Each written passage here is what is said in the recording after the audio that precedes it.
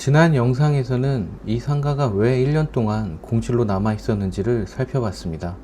임차인이 전혀 없는 것이 아니라 시장에서 찾는 면적과 우리가 내놓는 공간이 서로 맞지가 않았습니다. 그래서 이번 영상에서는 문제를 찾은 다음 실제로 무엇을 바꿨는지 보여드리겠습니다. 시장 조사에서부터 공간 분할 계획, 행정기관과의 사전 협의, 공사, 건축물 대장 정리, 사진 촬영과 블로그 홍보까지 실제로 실행한 과정을 순서대로 말씀드리겠습니다. 상가 공실의 원인을 찾고 실제로 해결해 나가는 과정을 앞으로도 계속 보여드릴 예정입니다.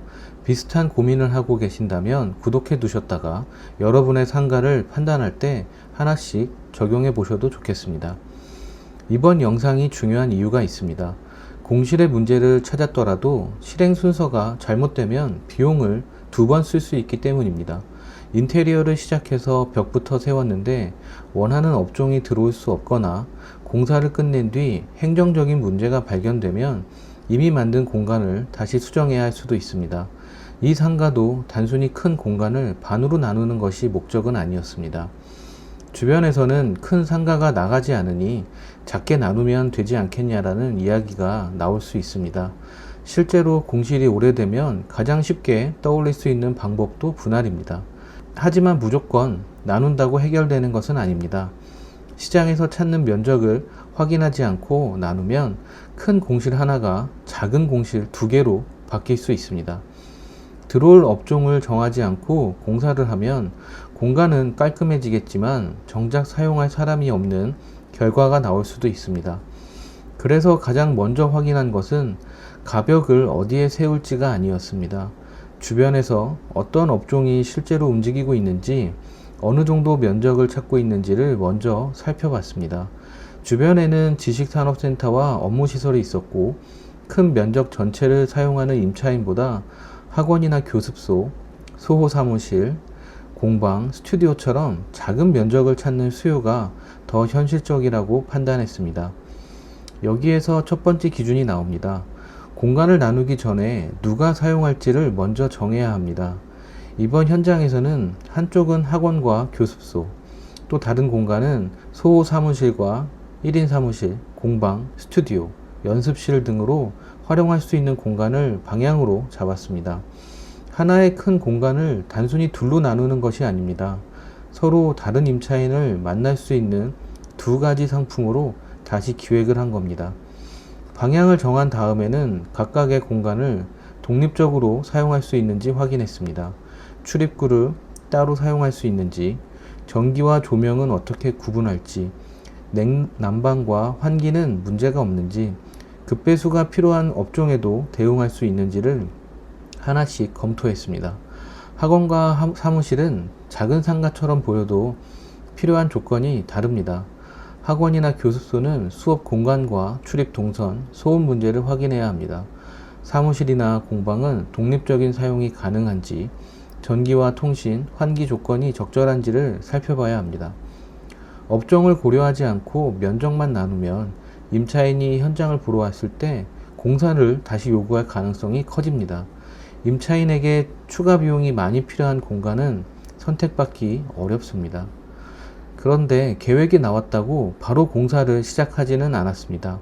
분할 계획안을 가지고 먼저 관련 행정기관과 사전 협의를 진행했습니다. 계획한 용도로 사용할 수 있는지와 분할 과정에서 어떤 행정 절차가 필요한지, 소방과 피난 동선에서 확인할 부분은 없는지를 공사 전에 점검했습니다. 이 순서가 정말 중요합니다. 많은 분이 공사를 먼저 끝내고 건축물 대장과 같은 서류 작업은 나중에 정리하면 된다고 생각합니다. 하지만 공사 후에 문제가 발견되면 이미 설치한 벽이나 출입구를 다시 옮길 수는 없습니다. 공사비가 2번 들고 임대를 놓는 시점도 늦어지기 때문입니다. 따라서 공간을 계획한 뒤에는 관할 기관과 사전 협의하고 필요한 행정 절차를 확인한 다음에 공사를 들어가는 게 가장 안전합니다. 행정적인 가능성을 확인한 뒤에는 실제 공사 범위를 정해야 합니다. 공사비를 줄인다고 필요한 시설을 무조건 빼지는 않았습니다. 먼저 기존 시설 가운데 다시 사용할 수 있는 것을 확인했습니다. 기존 조명과 전기 시설은 상태와 위치를 살펴보고 활용할 수 있는 부분을 남겼습니다. 기존 창호와 샤시도 재활용할 수 있다면 리폼하거나 부족한 부분을 보완하는 방식으로 검토했습니다. 물론 기존 시설이라고 무조건 살리는 것이 정답은 아닙니다. 리폼과 보완 비용이 새로 설치하는 것보다 많이 들거나 이후 임차인이 사용하는 데 불편하다면 교체하는 게 낫습니다. 중요한 것은 철거부터 시작하지 않는다는 겁니다. 기존 시설의 상태와 재활용 가능성, 교체 비용을 비교한 뒤에 결정해야 합니다. 공사비를 줄이는 방법은 무조건 싼 자재를 사용하는 것이 아니라 이미 있는 것 가운데서 사용할 수 있는 것을 찾아내는 겁니다. 공사를 진행하면서는 두 공간이 단순히 벽으로만 나뉜 것처럼 보이지 않게 만드는 데 집중했습니다. 각 공간이 독립적으로 출입하고 사용할 수 있어야 했고 한쪽 임차인이 다른 공간 때문에 불편해서도 안 됐습니다. 전기와 조명, 동선, 그리고 상가를 이용하는 고객들의 주차장까지도 확인하게 됐습니다. 공간은 두 개로 나누더라도 불편까지 두 개가 돼서는 안 됩니다. 기존보다 임차인이 선택하기 쉬운 공간이 되어야 합니다. 물론 계획대로만 진행된 것은 아닙니다. 도면에서 확인한 것과 실제 현장은 달랐습니다. 기존의 전기 배선의 위치와 천장 내부 상태, 벽을 설치했을 때 남는 공간, 비율은 현장에서 다시 확인해야 했습니다. 처음 계획을 무조건 유지하기보다 실제 사용에 불편이 없도록 현장 상황에 맞춰서 조정했습니다. 공사를 진행하면서도 가장 걱정했던 게 이런 거였습니다. 분할까지 했는데 임차인이 오지 않으면 어떻게 할 것인지. 그래서 공사 자체를 목표로 삼지 않았습니다. 처음 정했던 임차인과 업종이 실제로 사용할 수 있는 공간인지를 계속 확인하면서 진행했습니다. 공사가 끝난 뒤에는 현황을 확인하고 필요한 행정 절차와 건축물 대장 정리를 진행했습니다. 상가 분할은 벽을 세웠다고 끝나는 일이 아닙니다. 실제 공간과 행정 자료가 맞지 않으면 이후 임대나 엑시트하는 매매 과정에서 문제가 될 수 있습니다. 그래서 사전 협의부터 공사 후에 현장 확인과 행정 자료 정리까지 하나의 과정으로 봐야 합니다. 이제 공간은 두 개로 나뉘었습니다. 그런데 아직 끝난 게 아닙니다. 공간을 바꿨다면 시장에 보여주는 방식도 함께 바뀌어야 합니다. 사진 몇 장을 찍어 주변 부동산에 보내는 것만으로는 임차인이 공간의 장점을 이해하기 어렵습니다. 임차인은 현장에 방문하기 전에 온라인에서 먼저 공간을 확인합니다. 출입구가 독립되어 있는지, 내부 구조는 어떤지, 채광은 괜찮은지, 자신의 업종이 들어갈 수 있는지를 사진과 글로 판단합니다. 그래서 사진도 단순히 넓고 깨끗하게 보이는데 그치지 않았습니다. 출입구와 전체 구조, 내부 동선, 채광과 실제 사용할 수 있는 공간이 자연스럽게 보이게 촬영했습니다.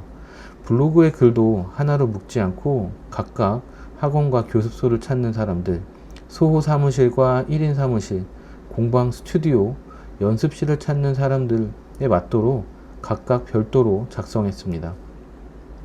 같은 건물에 있는 상가라도 목표하는 임차인이 다르면 보여줘야 할 내용도 달라야 합니다.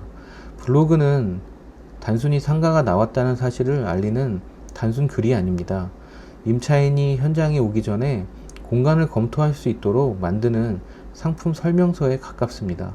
이렇게 공간과 홍보 자료를 모두 준비한 뒤에 주변 부동산에 전달했습니다. 이번 과정의 순서를 다시 한번 정리해 보겠습니다. 먼저 시장에서 움직이는 업종과 면적을 확인합니다. 그 다음 목표 업종을 가지고 공간을 기획합니다. 계획안을 가지고 행정기관과 사전 협의를 진행하고 필요한 절차를 확인합니다. 이후 기존 시설의 재활용 가능성을 검토해 공사비를 최대한 가성비 있게 검토하고 공사 후에는 행정 자료를 정리합니다. 마지막으로는 각각의 임차인에게 맞는 설명서인 사진과 블로그 홍보 자료를 제작합니다. 이것이 제가 생각하는 방법입니다. 단순히 벽을 세우거나 광고를 한 번 더 하는 게 아닙니다.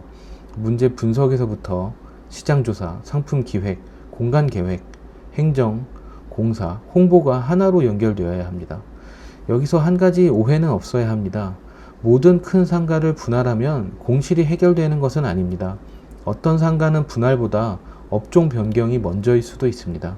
어떤 곳은 출입구나 동선을 바꾸는 게 더 효과적일 수 있고, 공사 없이 임대 조건과 홍보 대상으로만 조정해도 해결될 수 있습니다. 분할은 정답이 아닙니다. 이번 현장에서 발견한 문제에 맞춰 선택한 하나의 해결 방법일 뿐입니다. 그래서 많은 분들이 공시를 보면 광고나 공사를 먼저 고민하지만, 이 채널에서는 그보다 먼저 문제를 찾았습니다.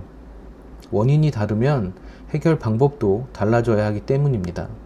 이런 과정을 말씀드리는 이유도 여기에 있습니다.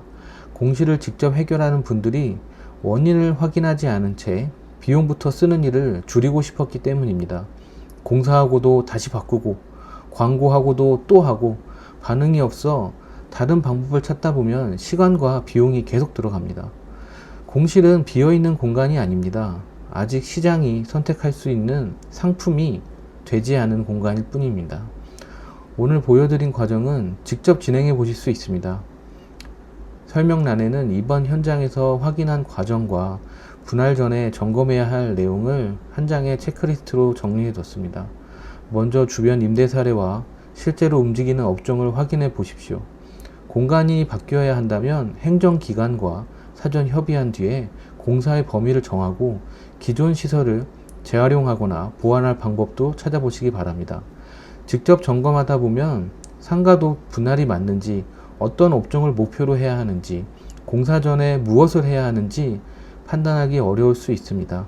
그럴 때는 공사부터 시작하지 마시고 설명란에 안내된 방법으로 상가의 위치와 면적, 임대 조건, 공실 기간, 내부 사진을 보여주시면 현재 상가에서 어떤 문제부터 확인해야 하는지 함께 검토해 볼 수 있습니다. 이에 이야기하고 싶었던 것은 분할 공사 자체가 아닙니다. 상가가 1년 동안 선택받지 못했던 이유를 찾고 이후에 찾은 문제를 실제 공간과 상품에 어떻게 반영해야 하는지를 보여드렸습니다. 많은 분은 공실이 생기면 광고부터 하거나 복비를 더 올려줍니다. 하지만 광고보다 문제를 찾아야 합니다. 문제를 제대로 찾으면 그 상가에 맞는 해결 방법이 보이기 시작합니다. 상가는 월세 사업입니다. 얼마를 버느냐보다 얼마 동안 오래 버느냐가 중요합니다. 오늘도 좋은 하루 보내시기 바랍니다.